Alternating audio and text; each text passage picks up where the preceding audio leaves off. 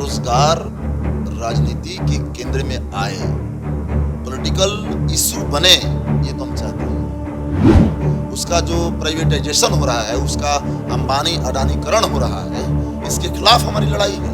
बिल्कुल हमारी पूरी टीम आराम में हम लोग रेलवे ट्रैक पे उनके साथ में खुद 1 घंटा 2 घंटा वहाँ बैठा था। नमस्कार, आप देख रहे हैं न्यूज़ पीआर। मैं हूँ आपके साथ रूपम सिंह। हमारे साथ आज मनोज मंजिल जी जुड़े हुए हैं, जो कि भोजपुर अंगिया गांव भोजपुर के विधायक हैं। वो हमारे साथ जुड़े हुए हैं।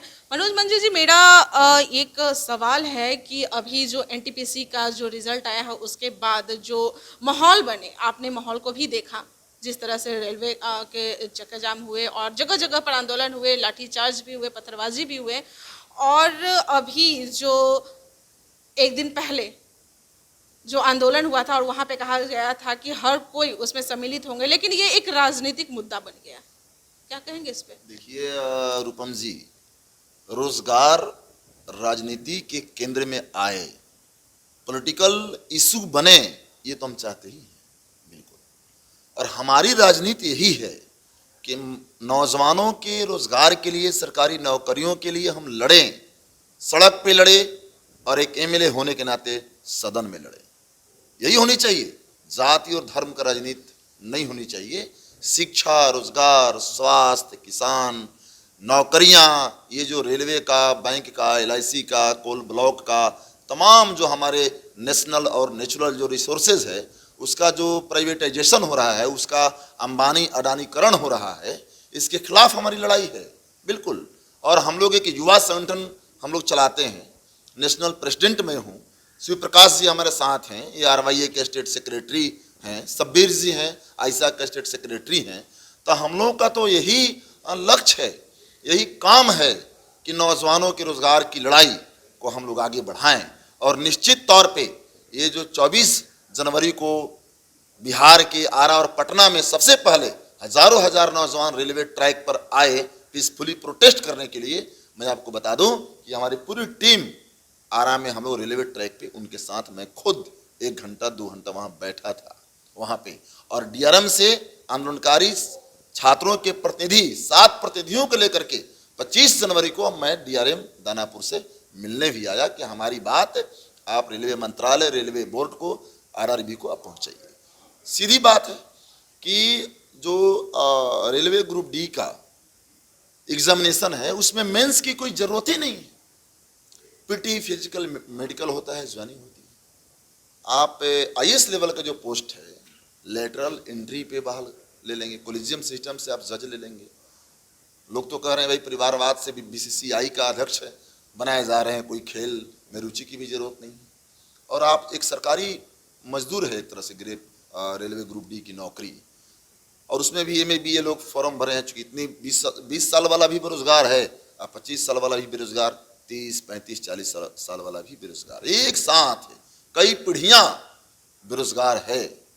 मोदी जी, नीतीश जी 2 करोड़ के आपके वादे देख लिए थे, देख रहे हैं। 19 लाख रोजगार का भी वादा लोग देख रहे हैं। तो 1,37,39 रेलवे ग्रुप डी के पोस्ट के लिए 1.5 करोड़ बच्चे फॉर्म भरे थे। आपने कहा कि हमारा तो सुनिए, मेरा एक और सवाल है कि आपने कहा कि हम लोग राजनीतिक मुद्दा ही बनाना ही चाहते हैं।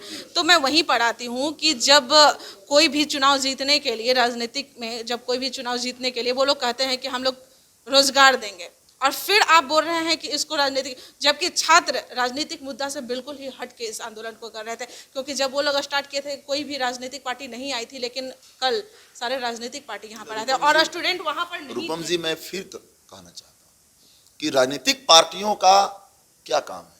क्या शिक्षा के लिए, रोजगार के लिए, नौकरी के लिए, स्वास्थ्य के लिए वे नहीं लड़ेंगे? किस बात के लिए राजनीति होनी चाहिए भाई? और हम लोग तो खुद युवा संगठन है, छात्र संगठन है। हम लोग का काम है शिक्षा रोजगार की लड़ाई लड़ाना। और एमएलए होने के नाते भी रोजगार की आवाज सदन में हम लोग उठाते रहे हैं। और जो सड़क पे नौजवान लड़ेंगे, वहां लाठी खाएंगे, क्या हम उनको लाठी खाने के लिए छोड़ देंगे? हमारा कोई फर्ज नहीं है। हमारा फर्ज है कि उनकी आवाज को और ऊंचा उठाएं। ये नौकरी के सवाल पे हम तो कहते हैं कि बिहार विधानसभा का रोजगार के सवाल पे स्पेशल सेशन बुलाया जाए। बजट में युवाओं के लिए, रोजगार के लिए स्पेशल बजट हो, हमारी ये डिमांड है।